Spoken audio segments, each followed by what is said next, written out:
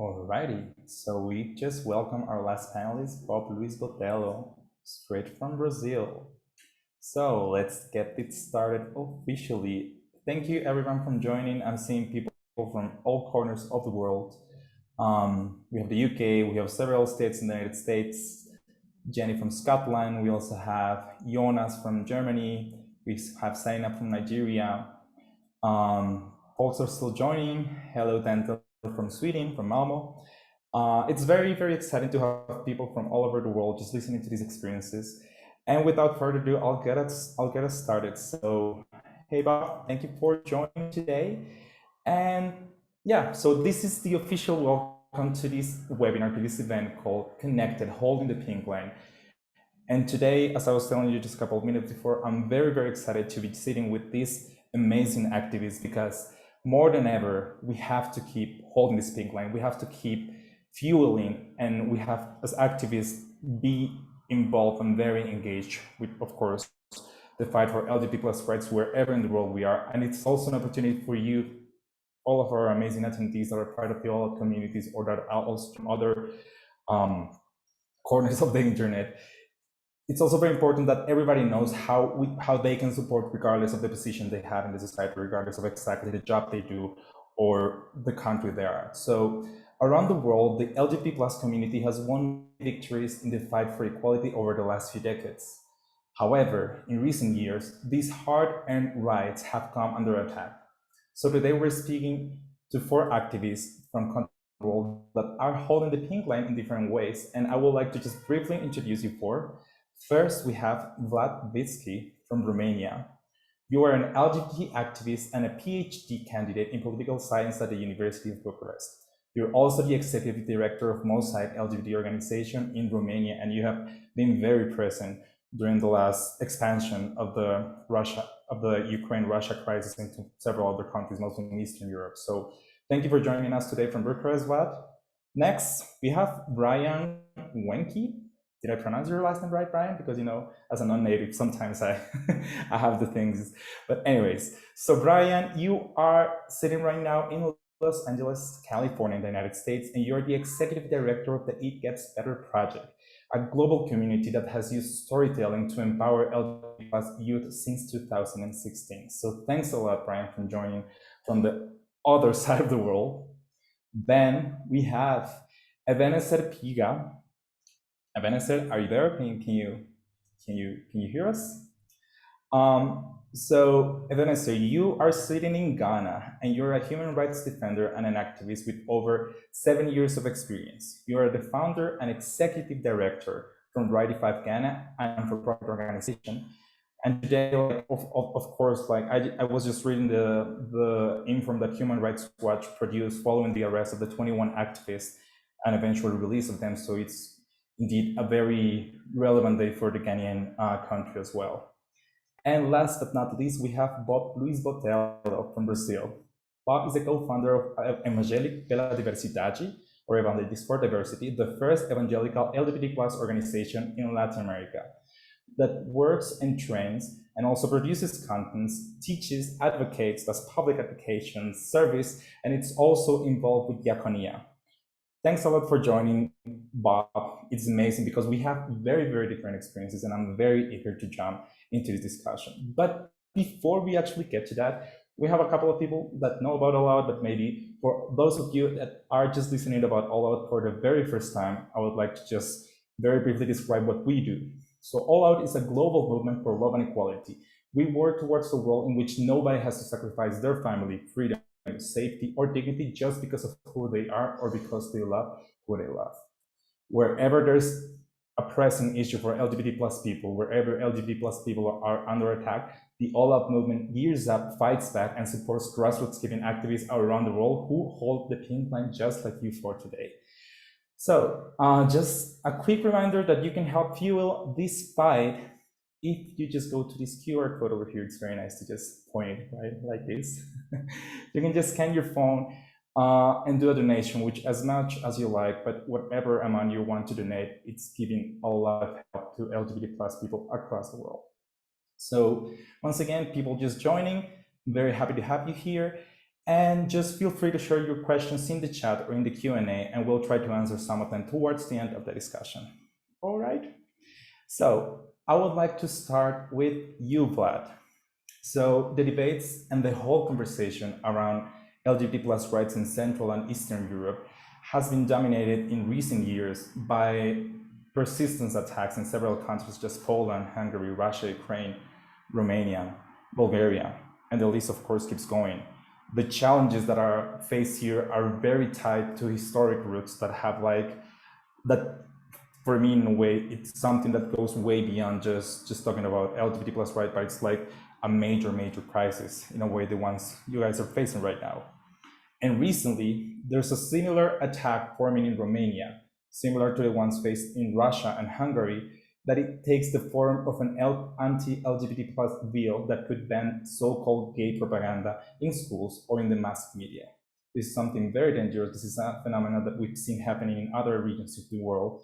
And I would like to just ask you, what's your perspective? Like, tell us more about this anti-LGBT bill. Who's actually behind this, and what kind of threat does it pose to the whole Romanian LGBT plus community? Please go ahead. Thank you so much for having us. I'm honored to share the screen with so many people. Thank you so much to everyone who's in the audience and is supporting All Out's work. It's extremely important work that All Out is doing throughout the world, and it's helping us to change the societies that we live in. When it comes to Romania, I think it's important to understand a little bit of context and history of this country in Eastern Europe, in the sense that actually we're celebrating this year 21 years since decriminalization of homosexuality. So between 1968 and 2001, Romania criminalized and sent to prison LGBT people for being themselves, even adults. And this was imposed even after the fall of communism during so-called democratic times. We're talking about dozens of people being arrested during the 90s and late 90s, and including one lesbian woman, Mariana Cetiner, which Amnesty International actually declared a prisoner of conscience based on her sexual orientation. So within this context of having this harsh past of involvement of the state in the private matters of individuals and having this sort of legislation, this is where the LGBT movement in Romania started in 2001, started to develop.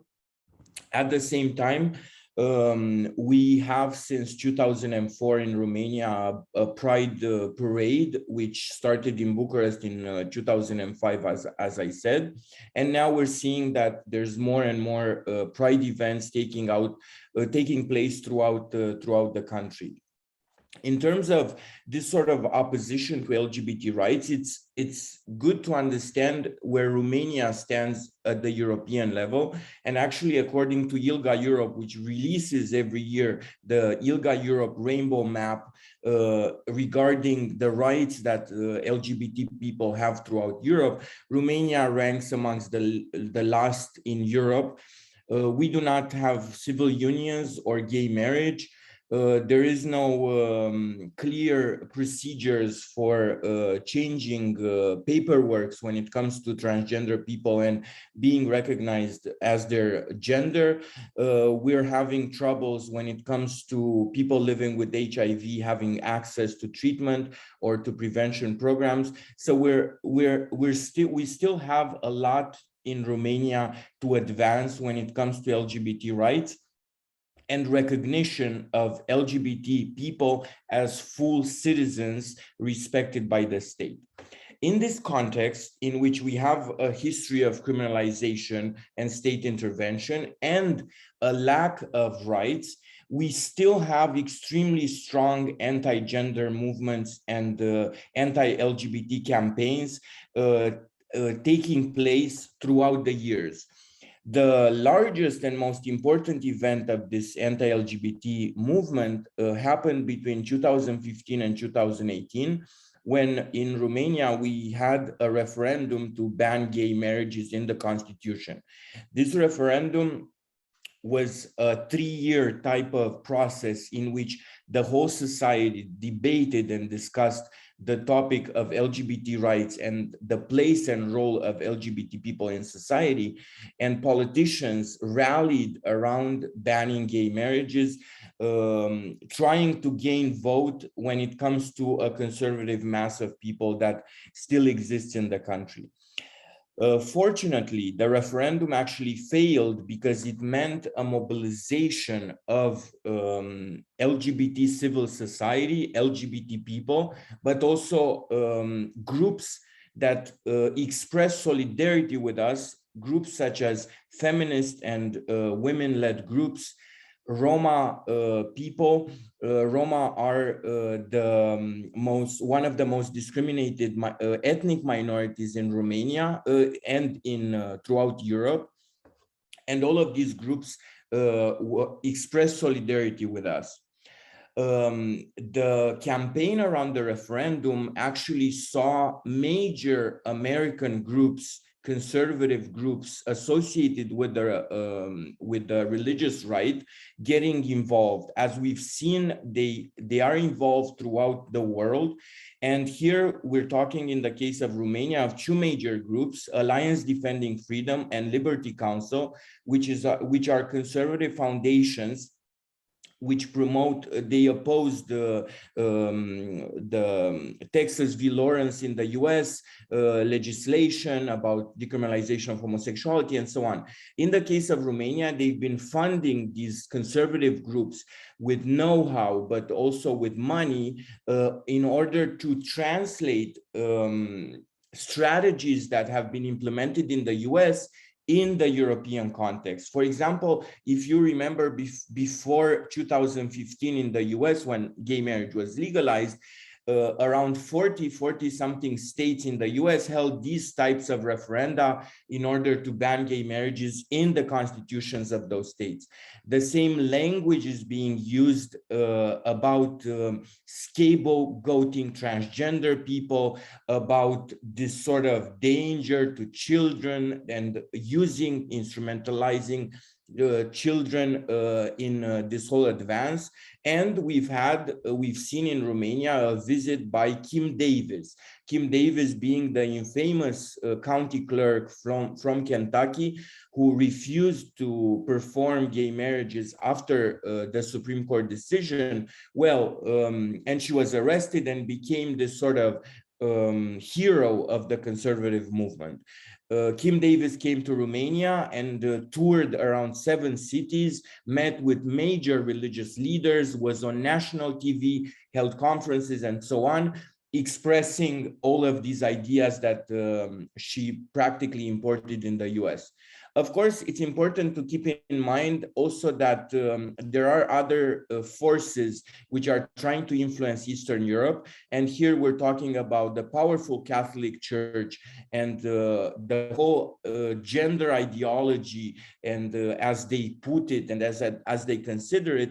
And of course, Vladimir Putin and Russia, which have made this idea of traditional family, so-called traditional family, as part of their official ideology and the tools that they use in order to spread fake news and so on.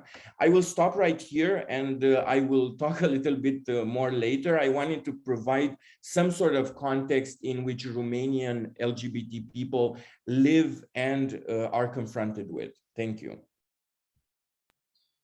Thanks a lot for your insightful summary of everything that's going on, because, like, as I said, it was something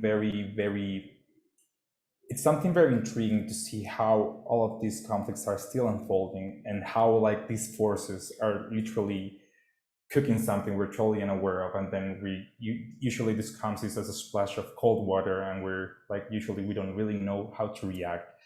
And similarly, it's also something that happens in the African continent. So I will go now to you, Ebenezer.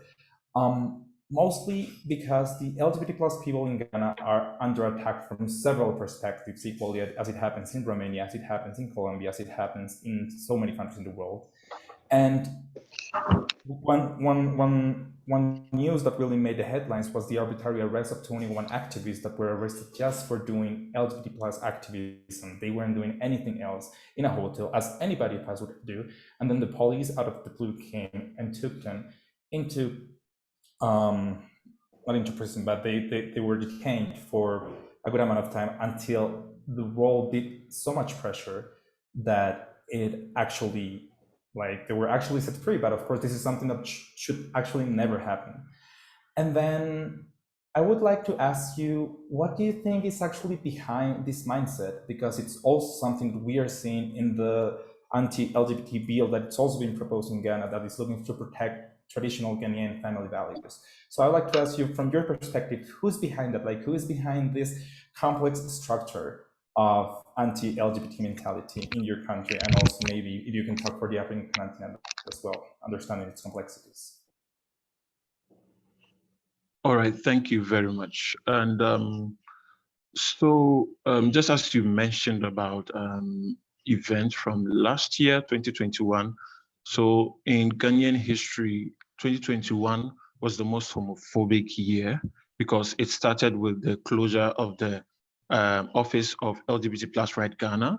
Then there were about 14 persons that were arrested at a birthday party, which the police denied was a birthday party, but then there were chiefs and reporters that, okay, so the police actually said it's a birthday party also, but then there were traditional leaders and some media reporters that stormed the place and labeled it as a lesbian wedding. So it's something that they did, and then these people were arrested before being released. And this happened before the arrest of the 21. And just after the 21, we had the introduction of the far-reaching anti-LGBT bill. You know, after I read this bill, I kind of labeled it as the most homophobic document I have ever seen. And if I am to detail some of the clauses as to why I labeled it as the most homophobic document I've ever seen, you get to see that this is a bill that is attacking every life of an LGBT person. It doesn't leave any place of us. It just wants to attack our existence and erase us from the Ghanaian history. This is a bill that even if you left Ghana, it is still coming after you.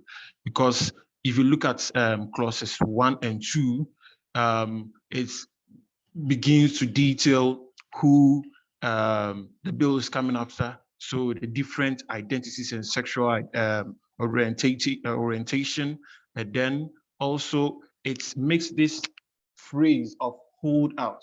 So if you hold out that you are a gay person, even when you are not caught having sex with another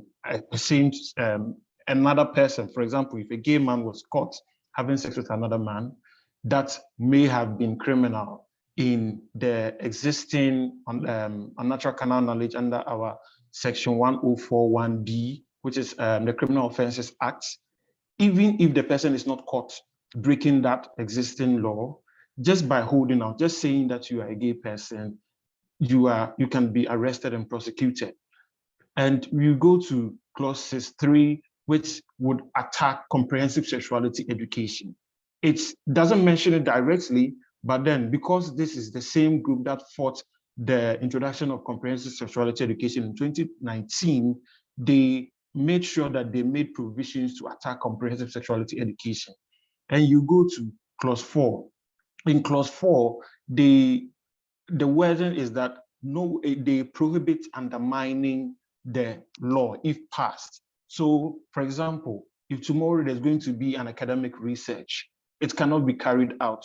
Academic research on LGBT cannot be carried out because of this bill if it is passed. When it comes to advocacy, you cannot even advocate for a change in this law. And if it is passed in its current form, it cannot be amended. So even our constitution can be amended, but this bill, if passed, cannot be amended. And then you go to clause 5, which would also establish the duty to report. Duty to report means that for gay, bisexual men that want to access HIV care, if I went to the a facility and I have to, because you are being asked that if you have sex with men, if you belong to this population, that's how you even got to know key populations. So if I admit to a nurse that I am a man who has sex with men, the nurse is supposed or is by law being told or instructed to go and report me to the police. That means I can be prosecuted. And this would, in a way, push so many people away from accessing healthcare. And it will also lead to the establishment of vigilante groups, because a duty to report means that groups would think their actions have been legitimized, and then they would want to establish themselves in various communities. We're already seeing this. And with my organization, Ratify Ghana, we recently released a report on rising abuses in certain communities, where there are the present operations of vigilante groups who are attacking people and recording these videos and then bringing it into social media to out them and also gather more likes and to encourage other people to attack queer people. You go to clause 6, which will ban same-sex marriage.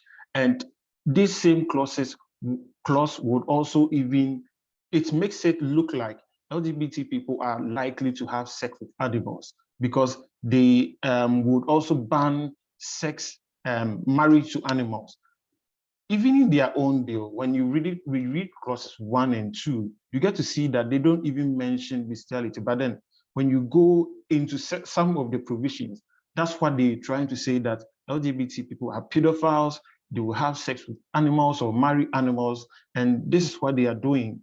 And you get to, they are also criminalizing same anal sex and oral sex as well. They are criminalizing the use of sex toys and other objects. And cross-dressing as well is going to be criminalized under this bill. And then you go and look at clauses 11. Clauses 11, if you and your partner were married in another country, you were married in Europe, the UK, or maybe in the US, immediately when you arrive in Ghana, that marriage is considered null and void. It doesn't exist. That's how far-reaching it is. And then you go to clauses 12 and 13. Clauses 12 and 13 is something that's going to attack media freedoms, because the bill is going to prevent the media from broadcasting or producing any materials that has even something that supports LGBT rights, or maybe present the LGBT community in a very positive way.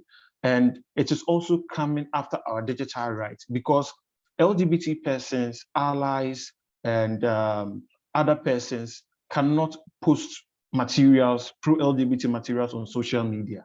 And these same clauses, 12 and 13, are coming after social media platforms. And in clause 13, when you go there, it actually mentions Facebook, it mentions Twitter, it mentions Instagram. So it's a bill that is also coming after them.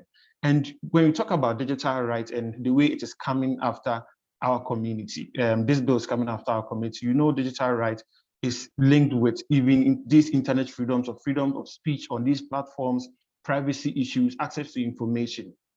Our community for several years, because the physical environment, the streets have been very hostile, social media became the place where we started mobilizing. And these spaces are going to be closed through this bill. Then you go to clause 14. Clause 14 is going to ban donor funding and support to our community. You go to clause 15, and then it will ban existing LGBT organizations from existing in operation. Clause 16 will also prohibit the formation, the registration, and operation of new LGBT organizations and movements or coalitions. You go to clause 18, and then it's going to ban adoption and also prohibit fosterage for LGBT persons. And clauses 19 and 20 and 21 are those that are going to, in a way, institutionalize so-called conversion therapy. we already have, so with my organization, Ratify Ghana, we have been doing a lot of investigations, and we have found out that so-called conversion therapy is already ongoing in Ghana. But then they want to, through this bill, institutionalize and then mainstream such practices in Ghana and make money out of it, because people are going to pay for such services, and they are going to make the courts sanction these, because people will be expected to recant. When you are inside the courts, and then you are supposed to recant and then deny your own sexual orientation, and then gender identity, and then say that you want to be changed, you want to be helped. And these are going to be promoted through the bill. And clauses 25 is when they want to have the current existing Extradition Act of Ghana amended so that it will include LGBT. And then the government can instruct other governments to bring back LGBT persons. So if I was going to be prosecuted and I have found a way to escape and then seek asylum in another country, the government wants me to come back, them to bring me back so that I can be prosecuted. So they don't want LGBT persons in Ghana, and then they don't also want you to also run away from this environment. And all of these things started, I think, even before 2018. But the first mention of the anti-LGBT bill was in 2018. The first mention of so-called conversion therapy was in 2018.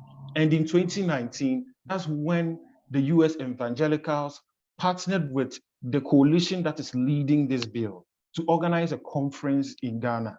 And leading to the conference, they met with prominent Ghanaians, former presidents, religious leaders, and even parliament. They held meetings inside parliament.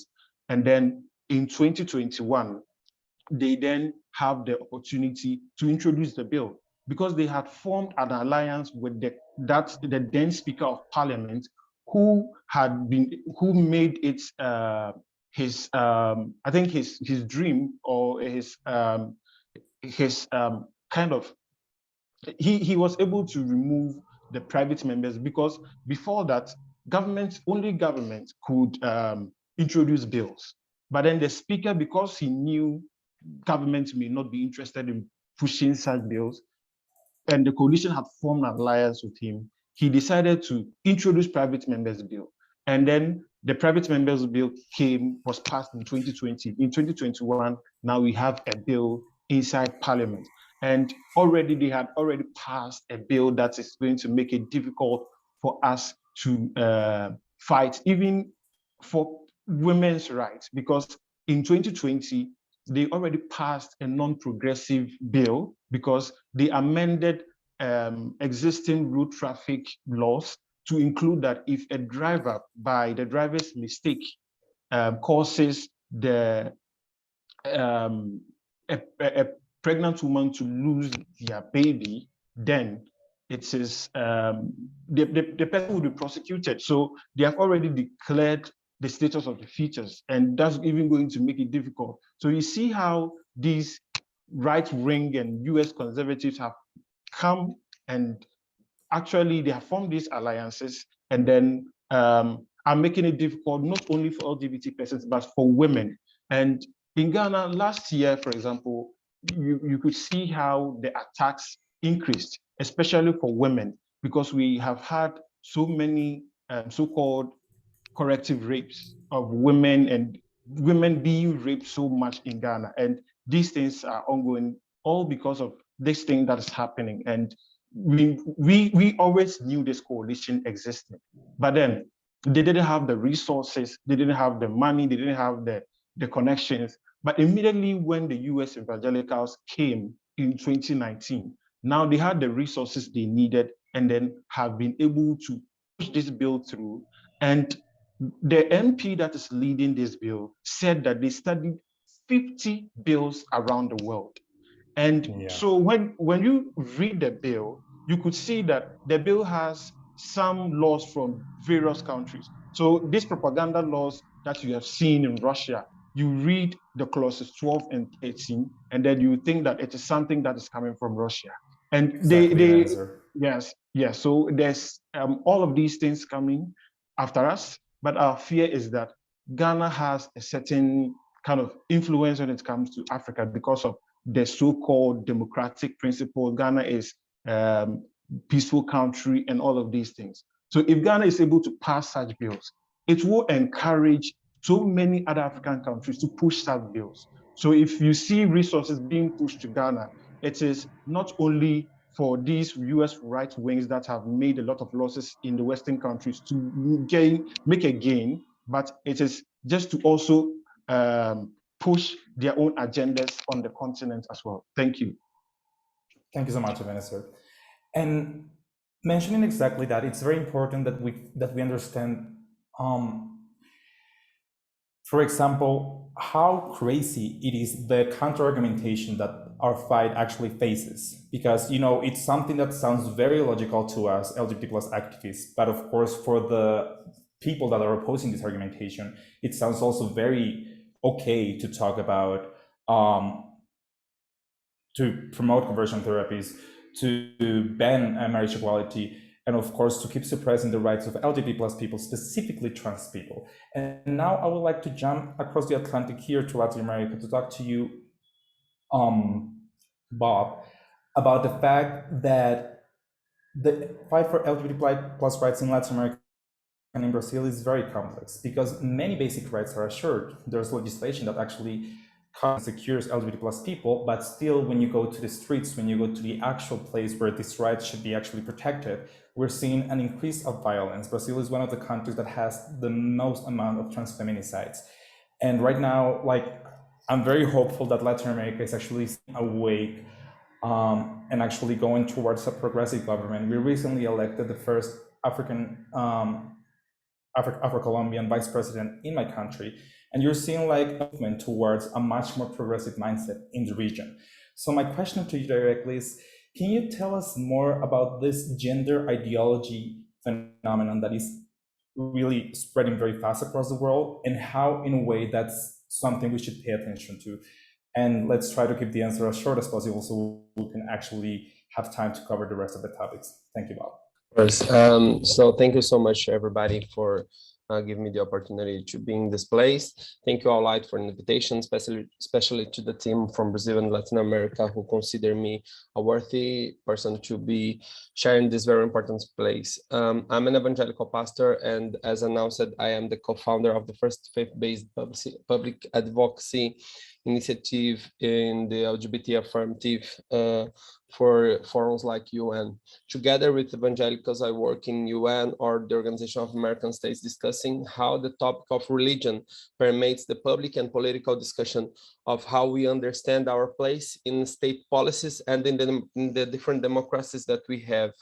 Listening to the experiences of the partners here, I think that a question that to be asked might be how much theology is in there, in these definitions that the countries have created of family, traditional. So I would like to share the experiences of here in Brazil and also maybe in Latin America, which is very same and close from the Brazilian context. Brazil is considered statistically the country with the highest concentration of Christians outside the Vatican, having passed the United States in 2016. We are also the country with the highest rate of access to adult content with LGBT, especially trans team in the world, which means that this Christian population has gone to adult contact sites to watch videos where our bodies are exposed. We are also the country that most killed the trans population in the world, and this figure is considered even higher because we don't have official records to LGBT phobia in the government data, because when I go to a police station to register an incident of LGBT phobia, I'm surprised by the refusal of the policy of officers refusing to register. Here in Brazil, All Out has been running a campaign that already has more than 150,000 signatures asking the government to train the police professionals to serve LGBT with dignity and policy in the policy stations. This all happens because the legislation of LGBT phobia in Brazil did not happen through ordinary ways. The decision came from the Supreme Court of Brazil, which decided to make, legally speaking, even without a specific law, that the decision to make crime of LGBT phobia be compared to the crimes of racism, for which specific legalization already exists. Here in Brazil, the common way to decide and to create and to modify laws pass through the National Congress, which come from the senators and also the parliament's representative. And here in National Congress, which is the forum that decide on the laws in Brazil, and that here has a strong influence from the so-called bench of evangelical parliaments that are composed of members of different parties, including many times with opposing positions, but who often vote for block, even if the vote represents disagreement with the decisions of the party to which they belong. We had this kind of, they have this kind of the organization position. So evangelical parliaments from different parties deciding block to vote against LGBT rights. And they say that they do this in the name of Jesus, in the name of the kingdom of God. And this theological issue, this theological vocabulary passed through the political decision in a like state, in a state that don't profess any faith as a national faith. Also, we see here in Brazil situations like our Ministry of Human Rights, which changed the name of the ministry for Ministry of Family, Woman and Human Rights Ministry, decided to don't apply public money to the LGBT projects, just the projects that already has a contract need to follow the contract, but didn't put any money, new money in LGBT projects. So she is an evangelical pastor, and she says that she's responsible to protect the family in Brazil, because the family has been attacked by the issue that Andres has told, which is the gender ideology. So they created a theological idea that the LGBT movement is managing a gender ideology to fight against their families, and that's something that we need to figure out.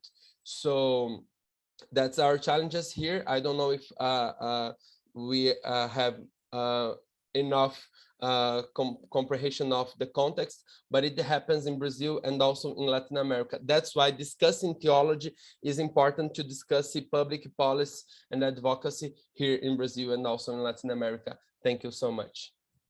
Thanks a lot, Bob. Muito obrigado. So I would like to just really mention two very important things that are happening across the region, but are very relevant for the global conversation. First, recently in Colombia, we're pushing for global for the ban on conversion therapies here, and the congressman, who is a gay congressman, they tried to shut him down. They tried not to let him actually discuss his own bill because he was gay, and that really was a national scandal, to which level homophobia gets into that conversation. And also the second point I really want to rescue from what you mentioned is the importance that us LGBT plus people also have the right to profess religions, to be Catholic, to be Christians, to be Jews, to be Muslims, to be a religious person and also be an LGBT plus person. And I think that's also a very important thing that we have to keep fueling across, So I would like to go now with you, Brian, and also because we just had some comments on the chat section about all the things that are going on in the United States. And historically, the United States has been like a country that has led many LGBT plus fights in terms of activism, but now we're seeing over 300 anti-LGBT plus bills proposed in different states across the region. So it's once again another dystopian in which we have this very, very different context of a lot of activism and empowerment of the LGBT plus community, but a lot of hate that is also growing even faster than at times we activists can really tackle. Not only the Don't Say Gay bill in Florida, but all of this hate that is growing across the country. How do you see it from your perspective? Like, how do you think we can provide support, particular to this conversation from your perspective and like for everybody listening here? Yeah, you know, I've been thinking a lot, like listening to all of these incredible perspectives on what's happening around the world, and yes, and from my perspective, our fight is ongoing, and every generation has its issues that it has to deal with. You know, I came of age during the AIDS epidemic, and there was Don't Ask, Don't Tell, which impacted our military. There was the defense of marriage, and there was always something to be fighting for. And I know that this particular moment with the sweeping anti-LGBTQ plus legislation seems daunting, and I can't help but attribute some of that to how media has evolved in our country. You know, social media really was in its infancy when our organization was founded in 2010, and today it's kind of fueled this cult of personality that has kind of plagued our political system. And a lot of these bills are groundless in nature, and they're hurtful, and they put our young people in the crosshairs. And a lot of it is to get a foothold on a political campaign. And it's tragic that we know that there are so many bills that are being passed, but what is equally tragic is that the media doesn't focus on all the progress that we are continuing to make as a community. So Equality Federation, which is a nonprofit here in the States that has members across the country that are fighting all of this anti-LGBTQ plus legislation, according to their 2021 annual report, 87% of the anti-LGBTQ plus legislation that they were tracking was defeated. But we're not talking about that. We're talking about the 300 plus bills that were introduced, but we're not talking about the 900 plus pro-LGBTQ plus bills that were introduced in response. And so I think as a community, we also have to adapt and evolve with the times and understand the importance of being strategic. And I'm not diminishing this. I am not here to say that, oh, it's 300 against 900. I'm saying that any anti-LGBTQ plus legislation is bad, but there's never a moment that's going to pass now and into the foreseeable future where we can take our foot off the gas, and we have to keep pushing forward. But in order to do that, we have to take a look at ourselves and find out what we are physically capable of doing without burning out. And the media is relentless. Social media is relentless, and it will keep hammering at us, and it will weaken us simply because we're constantly fighting, and it never ends. It's 24/7. So I think the real trick right now is trying to figure out how we can balance this ever-pressing need to keep our foot on the gas, because we will see progress. I don't think our community will accept anything less than that. And yes, around the world, there are major obstacles that communities have to experience and are at different stages in their fight for equality. And I hope that we can get to a place, and Vlad, it kills me to hear that Kim Davis was given the platform in your country. This person doesn't deserve any kind of airtime. Horrible, horrible human being. Anyways, that being said, this is how media kind of perpetuates all of these negative attitudes about our community. And here in the US, there's conflicting data that says there is a silent majority that is very much accepting of the LGBTQ plus community. But it doesn't, the issues that we're fighting don't impact them directly. So they don't speak up. And it's like, so right now, our goal is to get that silent majority focused and getting involved. And I love what All Out does, because it gives people a foot in the door. But once that foot is in the door here, people need to go vote, and they need to understand how our system works to impact change. And I'll just leave it at that, because I know that we're kind of pressed for time, but I really appreciate the platform and the opportunity. And I hope I get the opportunity to, Vlad, Bob, and Ebenezer, connect with you offline, and maybe there's something that we can kind of work on together. But that's sort of my attitude about the whole thing. Thanks a lot, Brian. And absolutely, it's very important that we keep in a way, learning from each other and giving each other the platform, because as you said, we will be hammered, and we are being hammered every day. It's crazy to see how much power the hate can actually put together, just 100% focused on attacking us. Just as a very fun fact that I was like thinking, why are these people always online? Like, why are these people fueling things with comments? It's like at 10 a.m. in the mornings, like, usually we should all be in a way like in our 9 to 5s or doing the jobs we do, but in a way they kind of find capacity to cover everything with hate. So it's very important that we're strategic about the efforts we do. And with this last round, just to start wrapping it up, I would like to just ask you, Vlad, very briefly, in a minute or two, how is the LGBT plus Romanian community fighting back? What do you think is needed to keep fueling the fight for LGBT plus rights in your country and in Eastern Europe? Yes, very interesting to hear about the similarities that we have amongst ourselves in terms of the attack that's happening on us. As you mentioned in the opening, and I wanted to pick up on that, now in Romania we have a law, which is a bill which is being proposed to ban so-called homosexual propaganda and any discussions about gender identity or sexual orientation in schools, in the media, in public, and everywhere. This threatens our own existence as an organization. This threatens websites that are LGBT, media programming, streaming services, and so on. So we're talking about censorship and about practically making LGBT people invisible.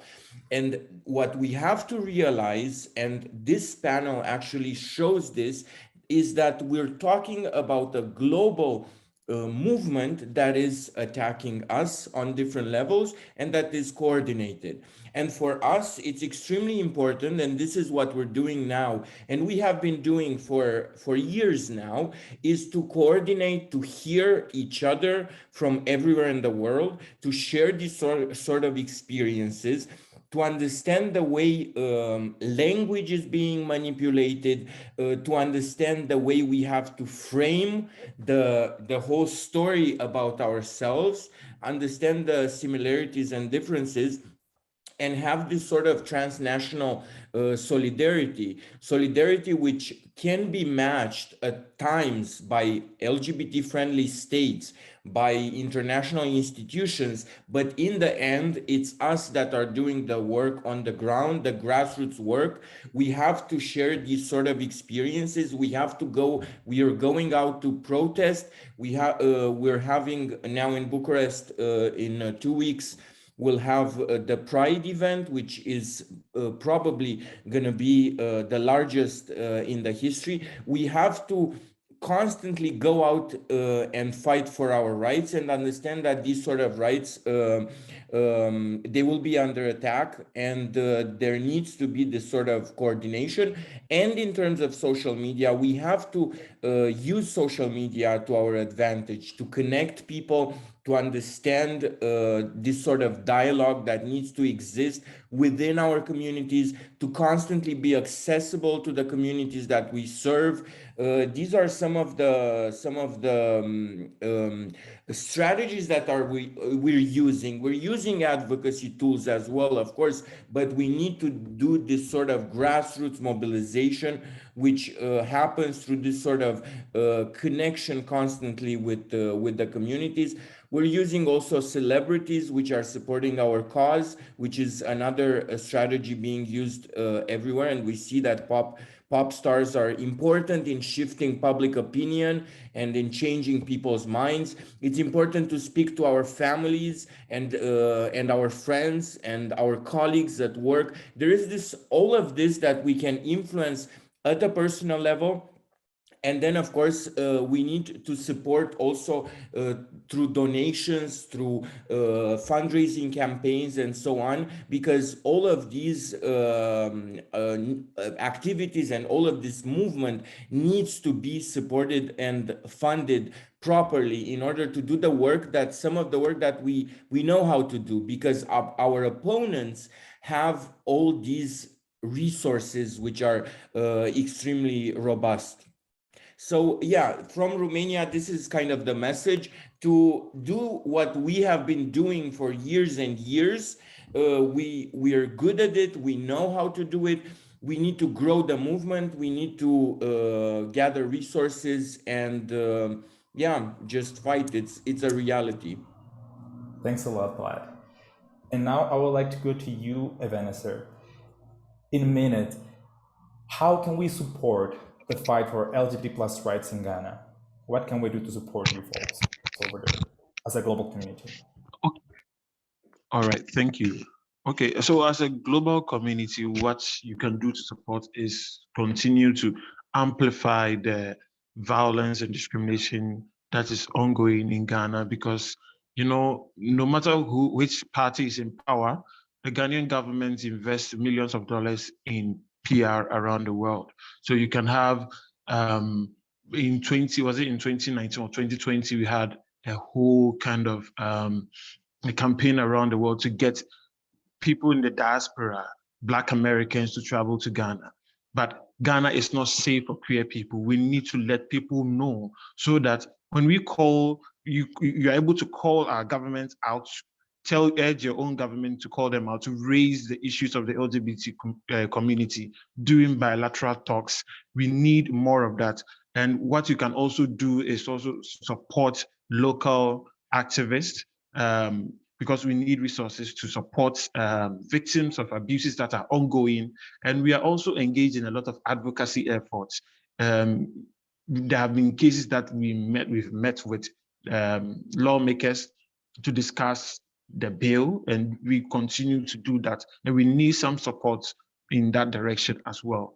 And there have been, I think with protests, we've not been able to do protests locally, but there have been, I think Ghanaians in the diaspora has actually done that with protesting in other countries where they can protest. So we need to amplify and then donate to local activists. Thank you very much. Thanks a lot, Vanessa, for this. And it's also very important that from our little corner in the world, we can spread positivity and we can hold hate accountable for everything they've done. Just a friendly reminder that here is a QR code for you folks if you want to do a quick donation, which whatever amount you want. It's very, very, we're very thankful a lot for whatever donation you can do to support these amazing activists as we're talking with you guys today. So I would like to ask you, Bob, why is it so important that we keep bringing together religion and faith with the LGBT plus movement? Because it's something that hasn't really happened as visibly as other approaches for our fight. And I think it's also that would be very beneficial and also very important to keep visibilizing the diversity inside the community. So please. So I talked about how much theology there is in the anti-queer speeches we hear from other people here. I know how much religion is responsible for hurting many LGBT, and as a Christian, I do not intend to defend Jesus, the Bible, the church, but to say that we cannot accept that they use these categories to attack us and diminish our rights. Unfortunately, here in Latin America, we have proved that the discussion only in the democratic and public field has not brought results in the conquest of rights. Christians are not concerned with the secular state, with policies for non-Christians. Discussing religion and theology with these people is the strategic way we have to dispute the spaces so that our rights are guaranteed and the persecution stops. LGBT phobia must be a crime, but if the Christians don't care about it, I want them to know that it's a sin and God's not pleased with what they do to our bodies, supposedly in the name of Jesus. I am a member of Global Interfaith Network for LGBT people, and I worked for 6 months as an intern. And I can assure you that even in non-Christian countries, through the consultations of regional specialists that we did, religion can be a way of guarantee rights. Our LGBT bodies have the right to be an existing body, including our religion's faith bases and belongings. So that's something that I want to share with you all, and I want to encourage the LGBT organizations around the world. Please bring the religious leader, affirming LGBT leaders through you, next to you, to work together, not to proclaim Jesus, Allah, or whatever, but to proclaim LGBT rights through the faith discussion. Thank you. Muito obrigado, Bob. And I think it's mostly that it's really about creating togetherness, because at the end of the day, we're all the same and we should all be treated similarly or equally, I'm sorry, in every single sphere we touch. And back to you, Brian. So from the expertise you guys have built at the It Gets Better project, how do you think we, not only the 40 plus people listening to this webinar, but like how can everybody, us everyday people, like respond and protest against the attacks happening to the US community? Well, I think there's like three things, right? You know, I think people have to educate themselves. And there are a lot of issues that the community is experiencing, and you can't understand everything at a granular level. And so I would recommend pick an issue that speaks to you and go deep on it. Learn everything you possibly can on that particular issue, so then you can make effective decisions on how to address it. Support the organizations that are in that lane financially. And I would say recurring giving is great. Something that's automatic every month helps these organizations like All Out sustain their work for the long term, and amplify the work that these organizations are doing through your social networks, both on and offline. And ultimately walk the walk. If this is something that you're passionate about, speak out against things that you hear that are counter to what you know is right. And so I'll leave it at that. And thank you, Andre, again for the platform. Thanks a lot for your answer, everybody. So we just have 2 questions that were sent. So I'm gonna read the first out loud, and it says, as a US citizen, I'm wondering how can I help check the exportation of anti-queer hate from US based religious extremist groups. So I think this question is mostly like focused on how to tackle extremism. I don't know who would like to answer.